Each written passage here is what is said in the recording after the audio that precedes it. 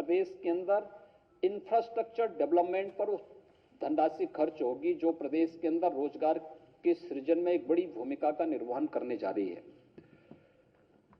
हमारे पास पहले से ही 5 एक्सप्रेसवे चालू स्थिति में है। वर्तमान में गोरखपुर लिंक एक्सप्रेसवे और गंगा एक्सप्रेसवे पर काम युद्ध स्तर पर चल रहा है। आज के बजट भाषण में वित्त मंत्री जी ने झांसी लिंक एक्सप्रेसवे और बुंदेलखंड एक्सप्रेसवे को चित्रकूट तक जोड़ने के लिए चित्रकूट लिंक एक्सप्रेसवे की भी घोषणा यहां पर आज की है। और इसके साथ ही प्रदेश के अंदर पूर्वांचल एक्सप्रेसवे और बुंदेलखंड एक्सप्रेसवे में औद्योगिक क्लस्टर विकसित करने के लिए 4 क्लस्टर पूर्वांचल एक्सप्रेसवे में, 2 औद्योगिक क्लस्टर बुंदेलखंड एक्सप्रेसवे में विकसित करने के बारे में भी आज यहां पर बजट का प्रावधान किया है, उसकी घोषणा भी की है। गोरखपुर लिंक एक्सप्रेसवे के लिए भी यहां पर औद्योगिक गलियारा के लिए उसकी घोषणा यहां पर आज हुई है। उत्तर प्रदेश के समग्र और समावेशी विकास के साथ ही एक आत्मनिर्भर उत्तर प्रदेश की नींव को रखने वाला एक बजट है। मेरा विश्वास है कि सबका साथ, सबका विकास, सबका विश्वास और सबके प्रयास की भावना को आगे बढ़ाते हुए यह बजट उत्तर प्रदेश की 25 करोड़ जनता की भावनाओं को प्रतिनिधित्व करने वाला होगा और नए भारत के नए उत्तर प्रदेश के रूप में उत्तर प्रदेश को एक आत्मनिर्भरता के लक्ष्य को प्राप्त करने में बड़ी भूमिका का निर्वहन करेगा। मैं इस बजट को विधानसभा में प्रस्तुत करने के लिए, सदन के सम्मुख प्रस्तुत करने के लिए वित्त मंत्री जी को और उनकी पूरी टीम को एक बार फिर से बधाई देता हूं। उत्तर प्रदेश के नागरिकों का अभिनंदन करता हूं कि उनका जो अब तक सहयोग प्राप्त हुआ है, पिछले 6 वर्ष के अंदर एक सकारात्मक सहयोग प्राप्त हुआ है कि हर बजट में हमने हर तबके के लोगों को, गांव को, गरीब को, किसान को, नौजवान को, महिलाओं को, समाज के प्रत्येक तबके को इसके साथ जोड़ने का कार्य किया है। तो वह इस बजट में भी आपको बहुत स्पष्ट रूप से झलकते हुए दिखाई दे रहा होगा। और मैं इस बात के लिए आश्वस्त कर सकता हूं कि जो भी हमने बजट में प्रावधान किए हैं, एक समयबद्ध तरीके से उसे लागू करने और उसको आगे बढ़ाने में हम सक्षम होंगे। इस बजट में आपने देखा होगा, मैंने कुछ चीजों का उल्लेख जानबूझ के नहीं किया है कि जो हमने 25 सेक्टोरियल पॉलिसीज की बनाई है, जिसके अंतर्गत हमें अभी हाल ही में संपन्न हुए ग्लोबल इन्वेस्टर समिट 2023 में 33,50,000 करोड़ रुपए से अधिक के प्रस्ताव प्राप्त हुए हैं।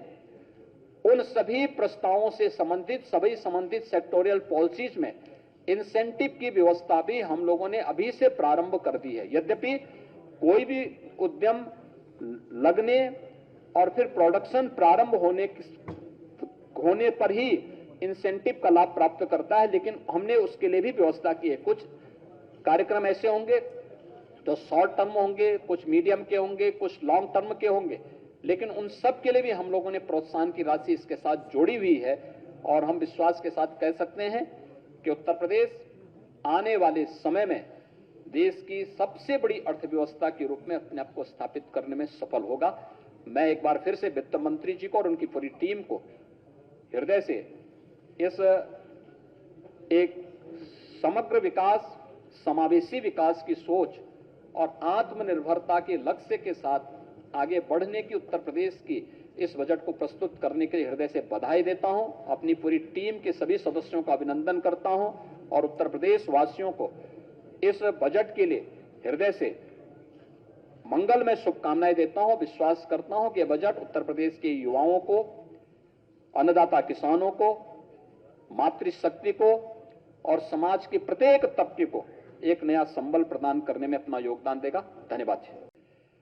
प्रदेश में औद्योगिक पार्कों के विकास के लिए मैं निजी क्षेत्र यानी निजी क्षेत्र भी इस क्षेत्र में निवेश, उसमें उन्हें प्रोत्साहित करने के लिए भी 500 करोड़ रुपए का एक व्यवस्था की गई है।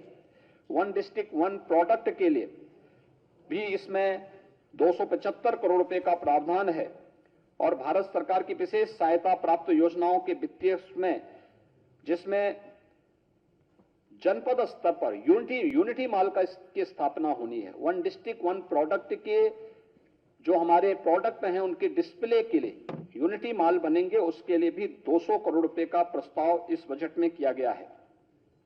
विश्वकर्मा श्रम सम्मान के अंतर्गत जो हमारे परंपरागत उद्यमी हैं, कारीगर हैं, उनके प्रोत्साहन के लिए उन्हें निःशुल्क प्रशिक्षण, टूल किट उपलब्ध कराना, इसके लिए भी धनराशि की व्यवस्था इस बजट में की गई है।